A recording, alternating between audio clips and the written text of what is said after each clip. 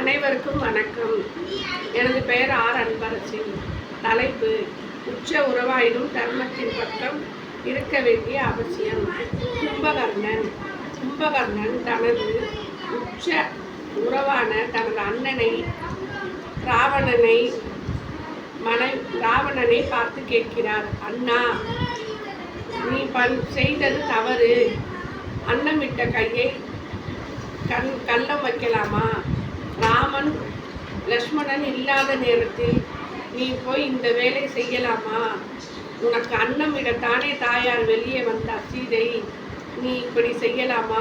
இது தவறு என்று நீதியின் பக்கம் கூறினார். அதை கேட்காமல் ராவணன் பேசினார். 2 பேருக்கும் வாயுத்தம் நடந்தது. 2 பேரும் சண்டை போட்டு கொண்டார்கள். கடைசியில், உன்னால் என்னை எதுவும் நான் சொல்வதை நீ செய்ய மாட்டாய் என்று நினைத்து கொண்டு லக்ஷ்மணன் பல அதிபல என்ற 2 மந்திரத்தை கற்ற உண்ணாமல் உறங்காமல் தனது அண்ணனையும் கட்டளைப்படி தொண்டனாக இருந்து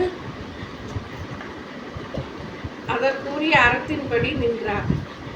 ஆனால் நீ சண்டையிட போகும்போது என்ன சொன்னார் ராமா? இன்று போய் நாளை வா என்று கூறினார்.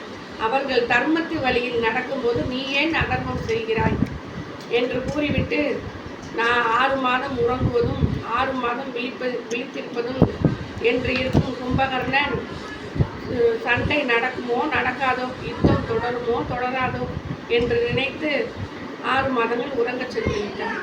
கும்பகர்ணன் சொல்வதே சரி. அண்ணனாயினும் தனது நினைச்சதை அவர் மனசுல பட்டது சொல்லிட்டார். நீ பண்ணது தப்பு அப்படின்னு அண்ணங்கிட்டே ரொம்ப துணிச்சலோடு சொல்லிட்டார். அதே நம்ம பாராட்டணும். வாய்ப்பளித்ததுக்கு நன்றி, வணக்கம்.